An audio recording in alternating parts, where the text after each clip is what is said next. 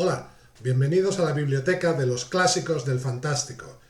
La última puerta, la última gran puerta que quedaba por abrirse como acceso a la Tierra Media, al fantástico mundo mitológico creado por J.R.R. Tolkien, se abrió en el año 1977, después ya del fallecimiento del autor, con la publicación de la obra El Silmarillion, una obra que resumía, que sistematizaba todo su mundo mitológico, todo ese universo que se había entrevisto ya en El Señor de los Anillos y en El Hobbit, estas dos grandes novelas, grandes cimas de la literatura fantástica y de la literatura en general. La obra, de aparición póstuma, fue ordenada, pues se componía originalmente de una serie de manuscritos dispersos por aquí y por allá. Se encontraba en un estado absoluto de empantanamiento porque había sido guardada durante mucho tiempo. Se componía de diversos papeles escritos aquí y allá por Tolkien en determinados momentos, historias que comenzaba y que dejaba inconclusas para continuarlas más adelante o sin siquiera llegar a concluirlas. Es una obra que el autor había comenzado ya en 1917, cuando era un hombre muy joven, antes de que se convirtiera en profesor en la Universidad de Oxford, y fue desarrollando esta idea de la mitología, estas historias fantásticas, esta especie de folclore que él se creó para su uso personal, para dotar a su país, a Inglaterra, de una mitología, porque ese había sido desde el principio su sueño, que Inglaterra tuviera su propia mitología. Él consideraba que Inglaterra la había poseído una mitología, había habido una mitología inglesa en la antigua época de los sajones, pero que esta mitología se había perdido con la invasión normanda de las Islas Británicas, algo que él detestaba, un episodio histórico que le era de lo más repelente a él. Los normandos habían llevado la lengua francesa a las Islas Británicas y habían provocado un cambio muy brusco en la lengua nativa, en el anglosajón. Había dado lugar al nacimiento del inglés. Tolkien pensaba que había habido un depósito de poemas mitológicos, entre ellos estaba el Beowulf, por ejemplo, de la antigua literatura anglosajona. Había existido una tradición también oral que se había ido perdiendo poco a poco, se había ido borrando con la llegada, con la invasión del pueblo normando. Él era un gran admirador de los antiguos anglosajones y también de los celtas. El Silmarillion es una obra póstuma, como digo, y que fue el hijo de Tolkien, Christopher Tolkien, quien se encargó de ordenar y de sistematizar, porque era un auténtico fárrago, un lío tremendo, lo que se encontraba disperso aquí y allá en carpetas, dentro de un libro, olvidado en un cajón, diversos escritos, multitud de manuscritos, trazos, dibujos, poemas aquí, prosas allá, bosquejos de relatos, todo muy lioso, muy confuso, imposible de publicar tal y como estaba, lleno de tachones, todo manuscrito además, porque eran ocurrencias que Tolkien tenía, que le venían, la inspiración, la pura poesía, porque es de lo que se compone básicamente el Silmarillion. Es un gran monumento literario y un gran monumento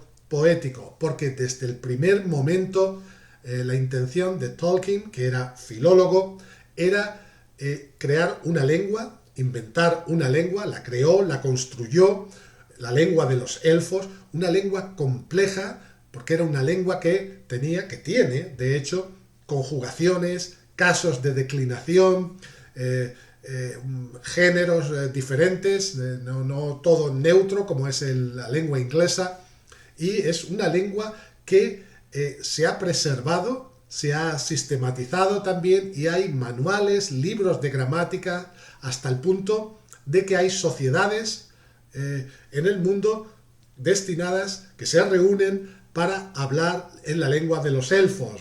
Digamos que son un poco obsesos o como se dice ahora, frikis, pero el caso es que existen. Se estudia esta lengua que es como si se estudiara una lengua muerta, como el latín o el griego clásico, para acceder al mundo de Tolkien, a los poemas, a las canciones que Tolkien inserta aquí y allá en su obra, en El Señor de los Anillos, en El Hobbit y sobre todo en el Silmarillion. Eso es lo que Tolkien quería, porque toda su obra es un gran proyecto filológico, un gran proyecto cultural. Él quería que esa lengua que había inventado tuviera tanta verosimilitud, que existiera un pueblo que la hablara, que existiera una cultura, que hubiera existido una región del mundo, y así se inventó esa Tierra Media maravillosa, y que existiera una tradición, que existieran razas diferentes que hablaran esa y otras lenguas, porque además de la lengua élfica existe la lengua de Mordor. Tolkien, para crear esta lengua y para su mundo mitológico, se inspiró muchísimo del finés, de la lengua finesa. No hay más que escuchar muchos de los nombres, Cuenta, Silmaril, Feanor, Valacuenta, Ilúvatar, que es el gran dios creador. Todas estas palabritas, Beren, Lúthien, que muchas veces denotan claramente el origen finés de la inspiración que le vino a Tolkien desde que en su juventud, en su adolescencia prácticamente, leyera la gran epopeya de la mitología finesa, de los pueblos nórdicos fino-ugrios, que es el Kalevala. Él quedó encantado con la lectura del Kalevala, quedó seducido por la historia de Wainamoinen y de otros muchos dioses y héroes que aparecen en el Kalevala. Se subtitula Tierra de Héroes, y esto probablemente sedujo mucho a Tolkien. El Silmarillion tiene diversas partes. Tenemos el Cuenta Silmarillion, tenemos un episodio muy bello que es Ainul Indale, la música de los elfos, donde se nos habla de las melodías que los elfos construían, creaban o componían. El Valacuenta, que es la historia de la saga del pueblo de los Valar, y la historia de Ilúvatar, este gran dios. Pero sobre todo hay una historia que es la más bella, la más conmovedora, y que es sin duda con la que él más se identificó, que es la leyenda o el relato de Beren y Lúthien. Lúthien es una dama, una princesa élfica, Lúthien Tinuvial, de la cual se enamora un hombre que es un mortal, que es Beren. Es un amor imposible porque Lúthien, como elfa, como princesa élfica, no puede morir, es inmortal. Los elfos solo mueren medio un acto violento, pueden morir incluso de pena, de tristeza o asesinados, pero nunca conocerán la muerte ni por envejecimiento ni por enfermedad, mientras que Beren es un mortal. Ve bailando en un momento dado, cantando a esta Lúthien Tinuvial y se enamora perdidamente de ella, y ese amor es correspondido. Aquí, en este relato, es donde por primera vez aparecen esos seres monstruosos que son los elfos, los orcos, disparando sus flechas, intentando asesinar a Beren, que parte a la huida. Este fragmento de el Silmarillion, que aquí lo tenemos, esta maravillosa obra, este fragmento, este episodio, es, como digo, sin duda el más bello, y de él me gustaría leer un fragmento, porque da una imagen, una idea de la belleza, de la poesía de Tolkien, de esa gran creación de palabras, ese don que tenía para la narrativa poética, que es el auténtico alma de Tolkien. La leyenda de Beren y Lúthien. El episodio se titula De Beren y Lúthien y comienza así: entre las historias de dolor y de ruina que nos llegaron de la oscuridad de aquel entonces, hay sin embargo algunas en las que en medio del llanto resplandece la alegría, y a la sombra de la muerte hay una luz que resiste. Y de estas historias, la más hermosa a los oídos de los elfos es la de Beren y Lúthien.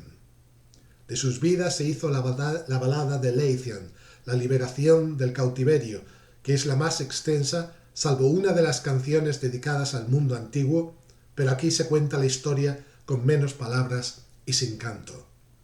Se ha dicho que Barahir se negó a abandonar Dorthonion y que allí Morgoth lo persiguió a muerte, hasta que por fin solo quedaron con él 12 compañeros.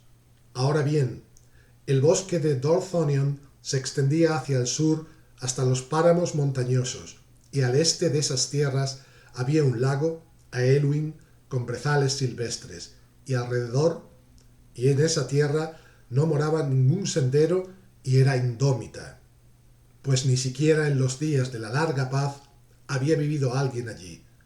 Sin embargo, las aguas del Tarn Aelwyn eran veneradas.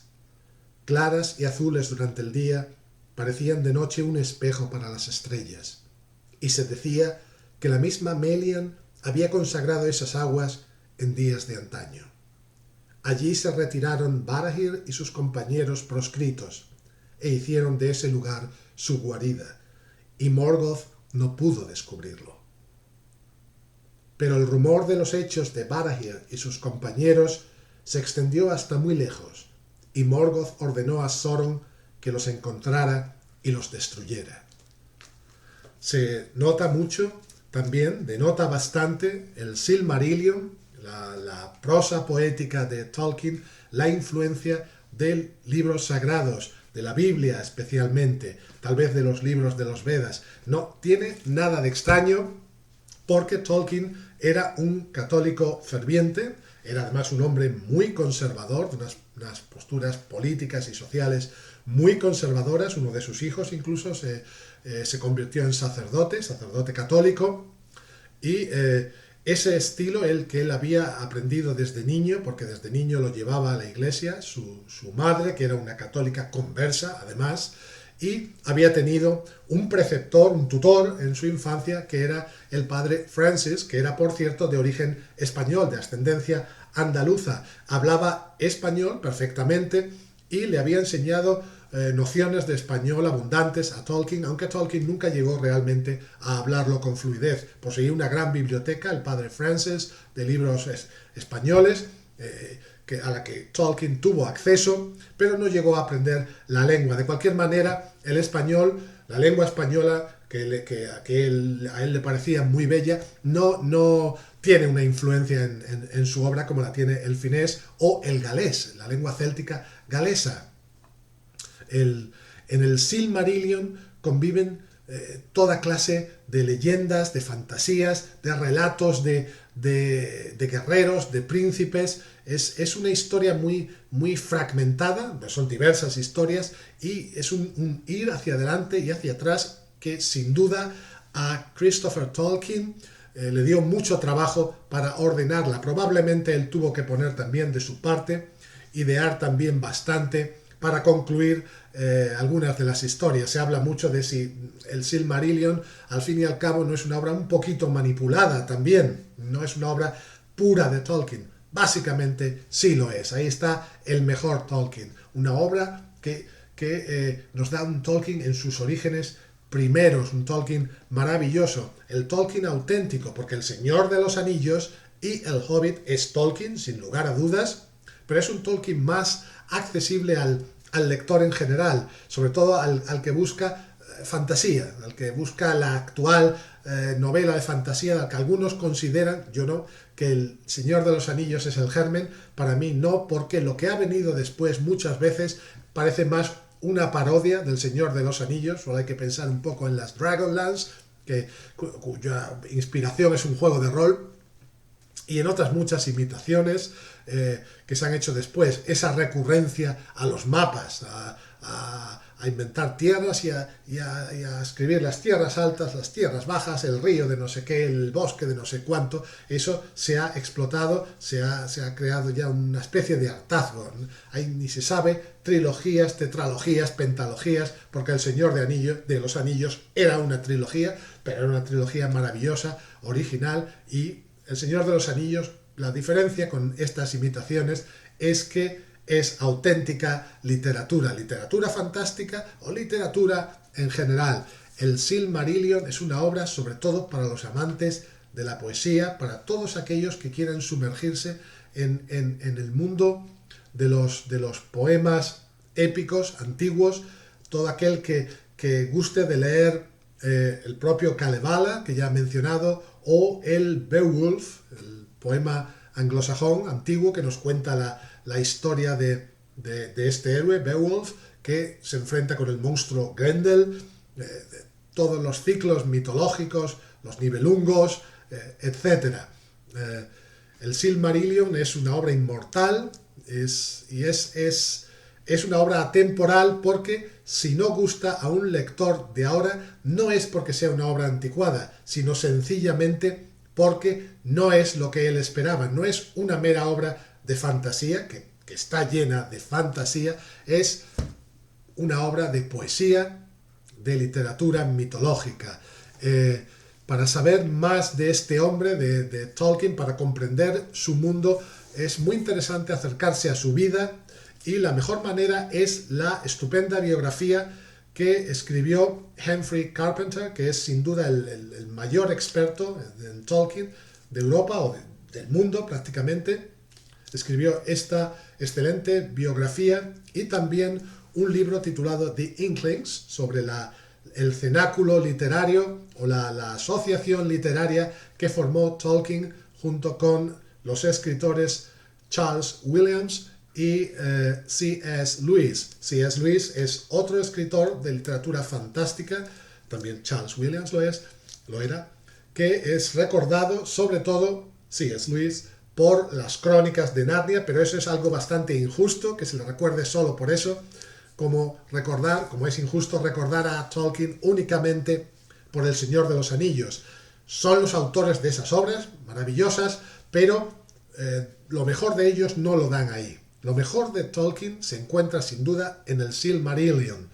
Después vienen esas novelas que son El Señor de los Anillos y El Hobbit. El Silmarillion, aunque fue la última en publicarse, póstuma, como ya se ha dicho, póstumamente, fue la primera que se escribió gradualmente a través del tiempo, con muchas interrupciones, entre medias la Primera Guerra Mundial y la Segunda Guerra Mundial.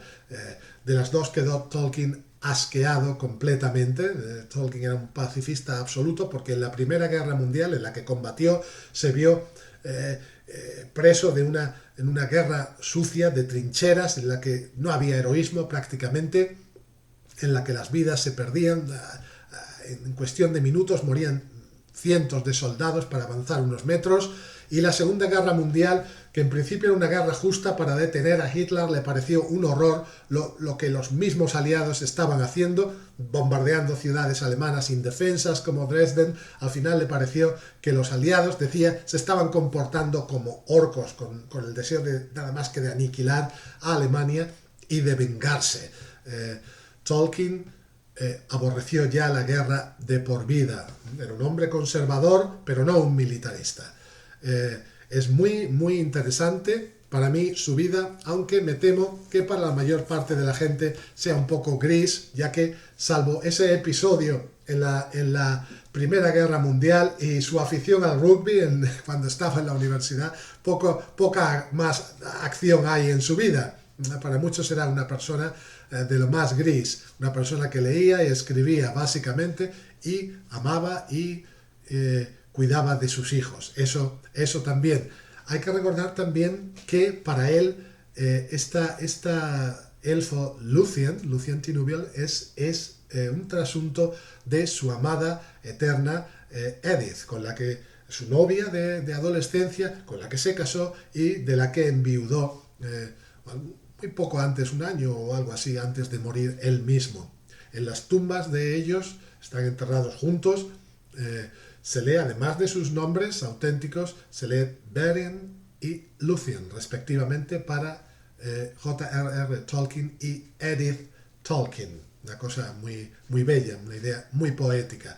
El Señor de los Anillos es una gran novela, El Hobbit es una gran novela, pero el germen de las dos está aquí, en este maravilloso Silmarillion.